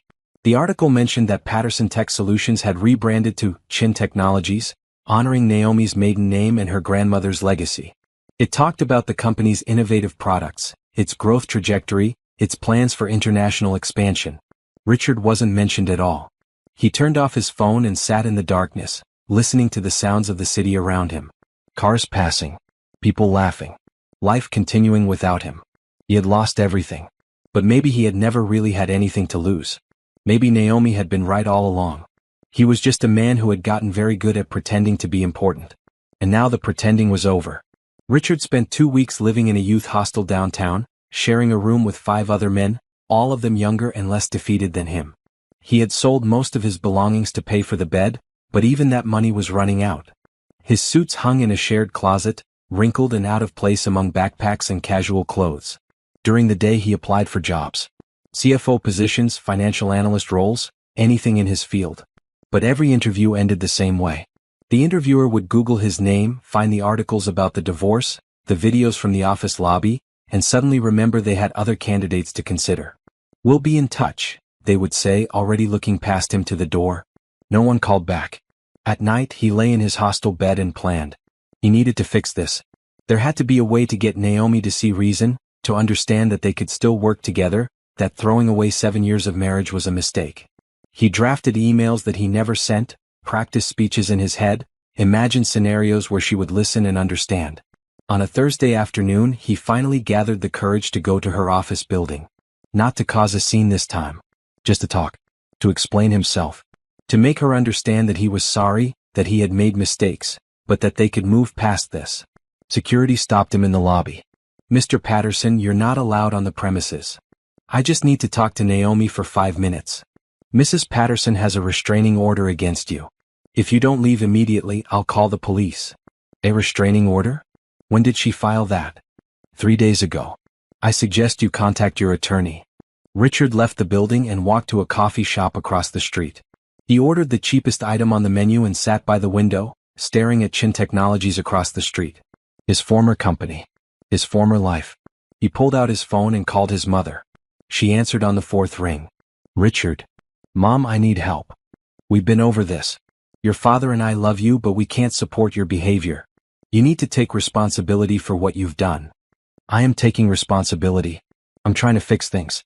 But Naomi won't even talk to me." "Can you blame her? You cheated on her. You lied to her. You tried to take credit for her work." "I didn't cheat. Bethany told me she was divorced. But you were still married, Richard. That's cheating." He felt frustration building. Why is everyone on her side? She destroyed my career. She took everything from me. I'm living in a hostel, Mom. A hostel. She didn't destroy anything. You did that yourself. His mother's voice softened slightly. "Richard, I love you. But you need to accept that you made choices that hurt people. Naomi didn't owe you her company or her money or her forgiveness. You weren't entitled to any of it. I thought we were partners. You were her employee. There's a difference." The call ended shortly after. Richard sat in the coffee shop for 2 more hours watching people go in and out of Chin Technologies. Employees he used to work with. People who used to greet him in the hallways. Now they walked past him without recognition. He tried Naomi's assistant next, hoping Jennifer might be more sympathetic. She answered on the 1st ring. "Jennifer, it's Richard. Mr. Patterson, I can't talk to you. I just need 5 minutes with Naomi. Can you arrange a meeting?" "She doesn't want to meet with you. She's been very clear about that." "Please. I need to explain." "Explain what? That you lied to her for months? That you were planning a life with another woman while still married?" "There's nothing to explain, Mr. Patterson. She knows everything. She doesn't know my side of the story." Jennifer laughed, sharp and bitter. "Your side? I've been her assistant for 4 years. I've watched you take credit for her ideas in meetings. I've seen you arrive late and leave early while she worked 16-hour days. I've heard you on the phone with Bethany, whispering in the stairwell like we were all too stupid to notice. There is no side of this story that makes you look good. I made mistakes, but I'm trying to fix them. You can't fix this. You broke something that can't be repaired. Move on, Mr. Patterson." "She has." She hung up before he could respond. Richard left the coffee shop and walked for hours, through neighborhoods he didn't recognize, past houses and apartments where people were living normal lives. He thought about Naomi, probably sitting in her penthouse right now, working on some new project, completely unbothered by his suffering. She had moved on. But how? How could she just cut him out of her life so completely, so easily, after 7 years together? Unless those 7 years had meant less to her than he thought. Unless she had been planning this for longer than he realized.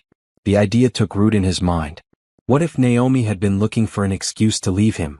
What if she had grown tired of being married and used his relationship with Bethany as the justification she needed? That would explain her coldness. Her refusal to talk. Her complete lack of emotion about the divorce. She had been planning this. Probably for years. And he had played right into her hands. Richard returned to the hostel feeling energized for the first time in weeks.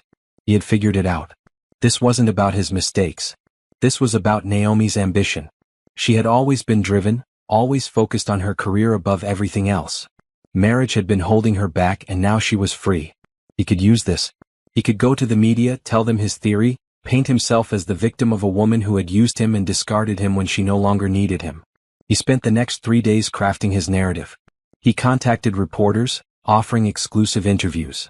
Most of them declined, but a few smaller outlets agreed to talk to him. The interviews were disaster. "So you're saying your wife divorced you because she was too ambitious?" one reporter asked, barely hiding her skepticism. "I'm saying she used me. She needed a husband to seem more relatable, more human. But once her company was successful, she didn't need me anymore. And the affair you had? How does that fit into this theory? I made a mistake, but she was planning to leave me anyway. My relationship with Bethany just gave her the excuse she needed. The article came out the next day with the headline, "Bitter Ex-Husband Blames Successful Wife for His Own Infidelity." It was a hit piece. They called him delusional. They said he was refusing to take responsibility for his actions. They quoted multiple former employees saying Richard had been incompetent as CFO and that his termination was long overdue. Richard stopped giving interviews. He tried contacting Naomi's friends next, hoping someone in her circle might be willing to advocate for him. But most of them didn't respond to his messages, and those who did were hostile. "Leave her alone, Richard. You had your chance. You blew it. She's better off without you." He tried reaching out to board members of Chin Technologies, suggesting they pressure Naomi to rehire him or at least give him a severance package. That backfired spectacularly. Margaret Chin sent him a cease and desist letter warning him that any further contact with company employees or board members would result in legal action. He tried calling Naomi's attorney directly, hoping to negotiate some kind of settlement. Margaret took the call but made her position clear within the first 30 seconds. "Mr. Patterson, my client owes you nothing. You received everything you were entitled to under your prenuptial agreement and employment contract, which is nothing. Any further contact will be considered harassment.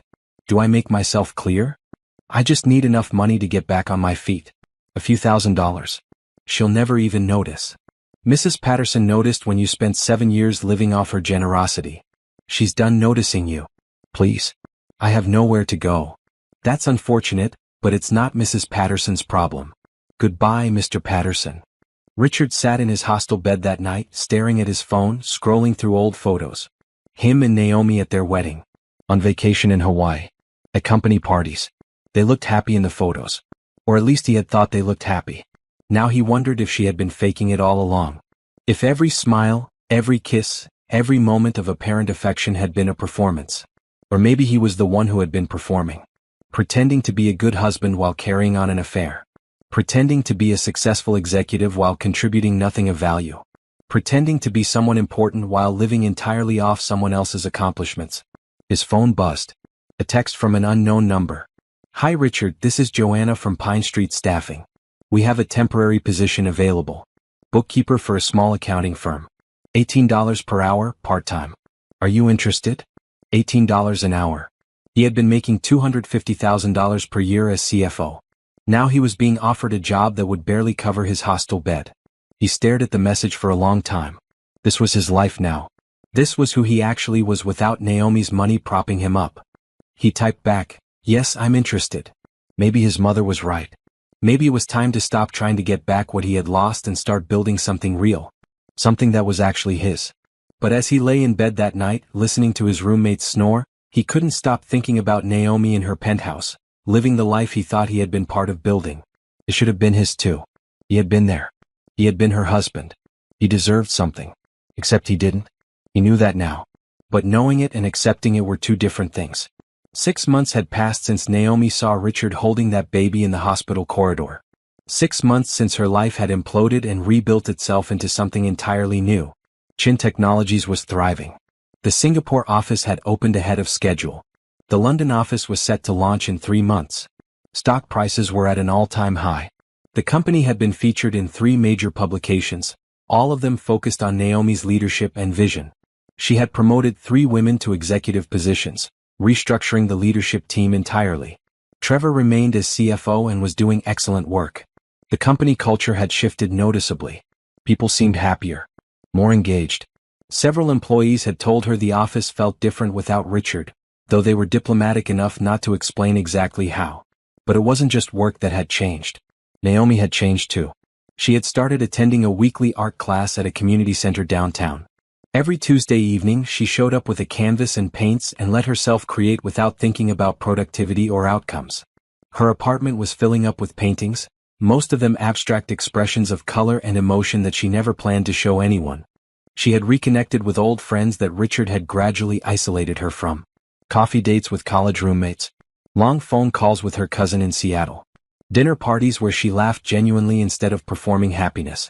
She had traveled alone to Barcelona, spending 2 weeks wandering through museums and cafes, speaking terrible Spanish, getting lost in narrow streets.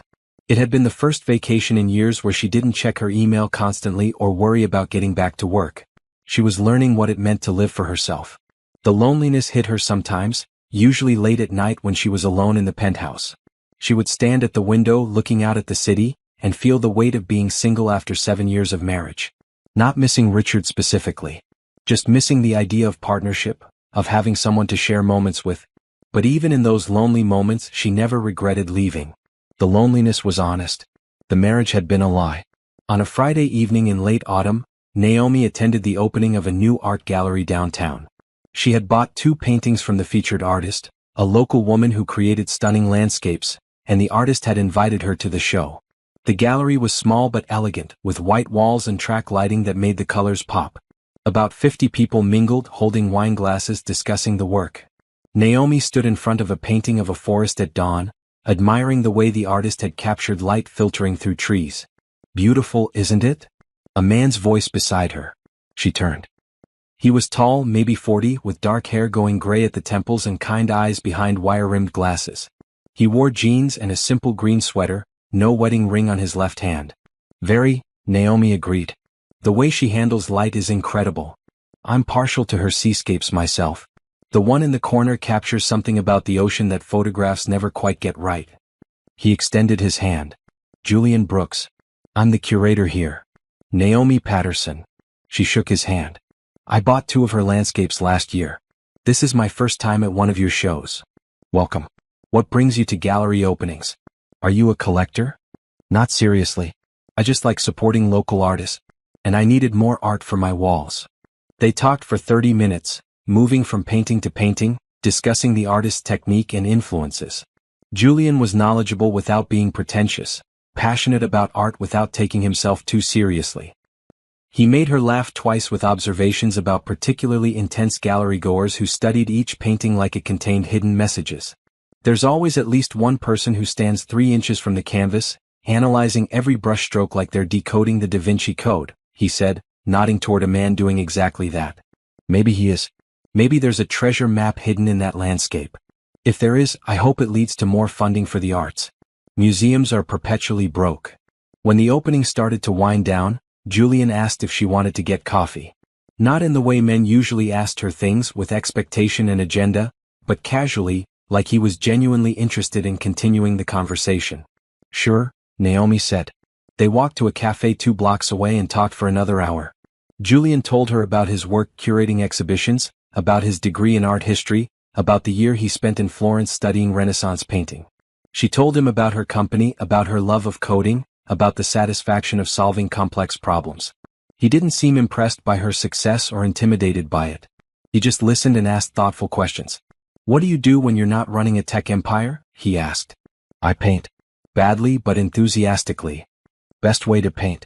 What do you work on? Abstract stuff mostly. Colors and shapes. Nothing representational. I like letting my brain turn off and just putting paint on canvas. That's the whole point of art. It's not about creating something perfect. It's about the process of creating. They exchanged numbers when the cafe closed, and Julian asked if she would like to attend another gallery opening the following week. Different artist, different style, but he thought she might enjoy it. I'd like that, Naomi said. Walking back to her car, she felt something she hadn't felt in a long time. Genuine interest in another person. Not the intense, consuming attraction she had felt when she first met Richard. Just a quiet curiosity about who this person was and what conversations they might have. She didn't text him that night or the next day. She let herself think about it, about whether she was ready for this, about whether it was too soon. But Monday evening she sent a simple message, looking forward to Friday. He replied within minutes, me too. Fair warning, this artist works in metal sculptures. Very different from landscapes. Over the next few weeks, Naomi and Julian fell into an easy rhythm. Gallery openings on Fridays. Coffee on Sundays. Long conversations about art and technology and everything in between. He never asked about her divorce, never pressed her for details about her past. He seemed content to know her as she was now, not who she had been. One Sunday they were walking through a sculpture garden when Julian asked, "Can I be honest about something?" "Please." "I Googled you after we met. I saw the articles about your divorce. About your ex-husband. I'm sorry you went through that." Naomi had known he would eventually find out. Everyone did. But she appreciated that he had waited to mention it. Thank you. It was difficult, but I'm better now. You seem like you are. I just wanted you to know that I know, and it doesn't change how I see you. How do you see me? As someone interesting who likes art and makes terrible puns about paintings. She laughed. I made one pun. One. It was pretty bad though. They continued walking. Naomi felt lighter somehow, knowing that Julian knew her history and wasn't scared off by it. So many people treated her differently once they learned about the divorce, either pitying her or treating her like she was damaged. Julian just treated her like a person. On their 8th coffee date, which was really starting to feel like actual dates though neither of them had called them that, Julian mentioned that a museum in Chicago was featuring an exhibition he had helped curate. It opens in 2 weeks. I'm flying out for the weekend. Would you want to come? Separate hotel rooms, obviously. Just thought you might enjoy the show and the city. Naomi thought about it. A weekend trip with a man she had only known for 2 months. Normally she would say no, would want more time to be sure, would worry about moving too fast. But what was she being careful for? She had spent 7 years being careful with Richard and it had gotten her nothing but heartbreak. I'd love to, she said. Chicago was beautiful in early winter. They spent Saturday at the museum, walking through the exhibition Julian had curated, a collection of American landscape paintings from the 19th century. He explained the historical context, pointed out details she would have missed, made the paintings come alive with stories about the artists and their lives. That evening they had dinner at a restaurant overlooking the river. Naomi wore a blue dress she had bought specifically for this trip, wanting to look nice but not trying too hard. Julian wore a suit, which surprised her because she had only ever seen him in casual clothes. You clean up well, she said. Curators have to dress up sometimes. Board meetings. Donor dinners. Tonight I just wanted to match your effort. Over dinner they talked about their families. Julian had 2 sisters and parents who still lived in the house he grew up in. His father was a retired teacher. His mother volunteered at a literacy program. They're good people, he said. Salt of the earth, as they say. They were worried when I told them I wanted to get a degree in art history. Thought I'd never make a living. But they supported me anyway. Do they know about me? I mentioned I was seeing someone interesting. My mom asked if you were nice. That's her main criterion for judging people. Am I nice? You're honest? Which is better than nice. Naomi appreciated that. She had spent too much of her life trying to be nice, trying to make other people comfortable. Honest felt more valuable. After dinner, they walked along the river, bundled in coats against the cold. Julian didn't try to hold her hand or put his arm around her. He just walked beside her, talking about the city and his memories of living here during graduate school. At the hotel, he walked her to her room and paused at the door. I had a great day, he said. Me too. We should do this again. Maybe somewhere warmer next time. I'd like that. He kissed her cheek, brief and gentle, and said good night. Naomi went into her room and sat on the bed, her hand touching the spot where he had kissed her. It was such a small gesture, but it meant everything. He wasn't rushing. He wasn't pushing. He was just letting things develop at their own pace. This was what healthy felt like. Flying back to the city Sunday evening, Naomi stared out the airplane window at the clouds below and thought about the last 6 months.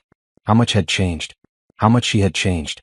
She pulled out her phone and opened her notes app, writing down thoughts as they came to her.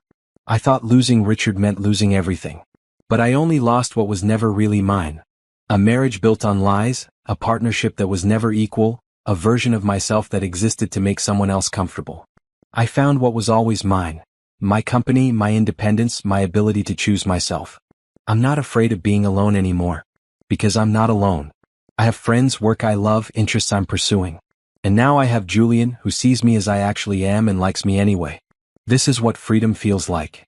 She saved the note and put her phone away, watching the sunset paint the sky in shades of red and orange. Her grandmother had been right. The trust fund hadn't just given her financial freedom. It had given her the courage to walk away from something that was killing her slowly. And now she was building a life that was entirely, completely, wonderfully her own. 1 year after the divorce, Naomi stood in the ballroom of the Riverside Hotel, watching her company's stock debut on the NASDAQ exchange. Screens around the room showed the ticker, CHIN. The opening price was $47 per share. Within hours, it climbed to $52. The room erupted in applause. Her employees cheered. Her board members shook her hand. Reporters crowded around, asking for comments, wanting to capture this moment. Trevor appeared at her elbow, grinning widely. We did it, boss. You all did it, Naomi corrected. This is a team victory. But she knew the truth. This was her victory. Her vision, her work, her refusal to compromise or settle. She had built this company from nothing. She had survived a devastating divorce. She had rebuilt her entire life on her own terms. The money from the IPO would make her one of the wealthiest self-made women in the country. But the wealth wasn't the point. The point was proving that she could do this. That she didn't need anyone propping her up or taking credit for her work. She had always been enough on her own. After the initial excitement died down, a reporter from a major business magazine approached her. Mrs. Patterson, congratulations on the IPO. Can I ask you a few questions? Miss Chin, actually. I went back to my maiden name. But yes, you can ask. They moved to a quieter corner of the ballroom. The reporter, a middle-aged woman with sharp eyes and a professional demeanor, pulled out a recording device. Your company's growth has been remarkable, especially in the past year. What do you attribute that success to? Focus. When you stop worrying about maintaining illusions and start focusing on actual work, amazing things happen. There's been speculation about your divorce and how it affected your business decisions. Would you like to comment? Naomi had known this question was coming. She had prepared for it. My divorce was the best business decision I ever made. It taught me to value my own contributions, to stop giving credit where it wasn't earned, and to surround myself with people who actually add value. I learned that loyalty to people who don't deserve it is just another form of self-sabotage. The reporter's eyebrows rose slightly. That's a strong statement. It's an honest one. Women, especially women in business, are taught to be collaborative and generous, to share credit, to build up the people around us. Those are good qualities. But they become problematic when you're building up people who are actively undermining you. Are you referring to your ex-husband? I'm referring to a pattern I see in many professional relationships. Someone talented does the work. Someone else takes the credit. The talented person stays quiet because they don't want to seem difficult or aggressive. It's time we stop being quiet. The interview continued for another 10 minutes, covering her plans for expansion, her vision for the company's future, her advice for other women entrepreneurs. But Naomi kept circling back to the same themes: self-reliance, honesty, refusing to settle. When the reporter left, Margaret appeared with a champagne glass. That was quite an interview. Too much. Not at all. You're allowed to be proud of what you've accomplished. And you're allowed to be honest about what held you back. Is he here? Naomi asked, already knowing the answer. Richard? No. Security has standing orders to remove him if he shows up. But I doubt he would. He's been quiet for months. Naomi had heard through various channels that Richard was working as a bookkeeper at a small firm. He lived in a studio apartment across town. He had stopped trying to contact her, stopped giving interviews, stopped fighting battles he couldn't win. She didn't feel sorry for him. But she didn't feel victorious either. Just relieved that he was finally someone else's problem. Julian arrived late in the afternoon, having taken the train from a museum conference upstate. He found her on the balcony overlooking the city, taking a break from the celebration inside. Congratulations, he said, kissing her cheek. Thank you for coming. Wouldn't miss it. How does it feel to be officially successful? She laughed. I was successful before. Now I'm just publicly successful. Fair distinction. He leaned against the railing beside her. My parents saw you on the news this morning. My mom called to say she approves. Of me or the stock price? Both. Though mostly you. She said anyone who can build a company like that and still have time for art classes is someone worth knowing. They stood in comfortable silence, watching the city below. Naomi thought about where she had been a year ago, alone in her office, planning her escape from a marriage that was slowly suffocating her. She had been so angry then. So hurt. So determined to prove that she didn't need Richard. Now she realized the point wasn't proving anything to anyone. The point was living a life that felt authentic, surrounded by people who saw her clearly and valued her appropriately. There's something I've been wanting to ask you, Julian said carefully. Naomi's stomach tightened. They had been dating for 8 months now. Exclusive for 6. She cared about him deeply, maybe even loved him, though she hadn't said it yet. But she wasn't ready for anything serious. Not marriage. Not living together. Not after what she had been through. What is it? My lease is up next month. I was thinking about looking for a bigger place. Maybe with a home office and studio space. He paused. I wanted to know if you'd be interested in helping me look. Not to move in together. Just as someone whose opinion I trust. Relief flooded through her. I'd be happy to help. Good. Because I have terrible taste in real estate. I almost rented a place last year with no windows in the bedroom. She laughed, the tension dissolving. This was what she loved about Julian. He never pushed. Never assumed. Never demanded more than she was ready to give. That evening, after most of the guests had left, Naomi stood alone in the ballroom and looked around at the remnants of the celebration. Empty champagne glasses. Scattered napkins. The screen still showing her company's stock ticker. Her phone buzzed. A text from an unknown number. Congratulations on the IPO. You deserve all the success, Richard. She stared at the message for a long moment. Part of her wanted to respond, to say something cutting or triumphant. But what was the point? Richard was irrelevant to her life now. Acknowledging him would only give him power he didn't deserve. She deleted the message and blocked the number. Then she took a photo of the ballroom, the screen showing Chin in bold letters, and posted it to the company's social media with a simple caption. Thank you to everyone who believed in this vision. This is just the beginning. The comments poured in within minutes. Congratulations from employees. Pride from board members. Excitement from investors. And scattered among them, a few bitter comments from people who thought she was cold or ruthless or too focused on revenge. She didn't care. Their opinions didn't pay her bills or run her company or determine her worth. One comment stood out from a young woman named Aisha who worked in the Singapore office. You showed me that I don't have to shrink myself to make other people comfortable. Thank you for being an example of what's possible when we refuse to settle. Naomi read it 3 times, feeling something warm settle in her chest. This was why she had fought so hard. Not just for herself, but for every woman who had been told to be smaller, quieter, more accommodating. She responded, keep taking up space. The world needs what you have to offer. Later that night, alone in her penthouse, Naomi poured herself a glass of wine and stood at her favorite spot by the window. The city glowed below her, full of possibility and movement and life. She thought about her grandmother, the woman who had given her the gift of freedom. Who had understood that sometimes the bravest thing a woman could do was choose herself. She pulled up the letter her grandmother had written, the one she had read 100 times but never stopped needing. Be brave. Be free. Naomi had been both. She had walked away from a marriage that was killing her. She had built an empire on her own terms. She had refused to shrink or compromise or settle. And now she stood in a home that was entirely hers, running a company that bore her real name, building relationships based on honesty instead of convenience. This was freedom. Not the absence of struggle but the presence of choice.